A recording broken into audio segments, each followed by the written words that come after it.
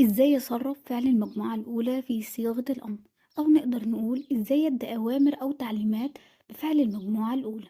أول حاجة احنا عارفين إن فعل المجموعة الأولى بينتهي بالأو آر. طب تاني حاجة هتعمل ايه؟ هتصرف فعل المجموعة الأولى مع التو والنو والفو، مع التلات ضمائر دول بس. الضمير تو وده للمفرد، الضمير نو لفكرة أو اقتراح، والضمير فو للجمع أو الاحترام. يبقى أنا كده صرفت مع التو والنو والفو. تاني خطوة هتحذف الضمير تو والنو والفو، وتحذف حرف الاس الموجود مع الضمير تو.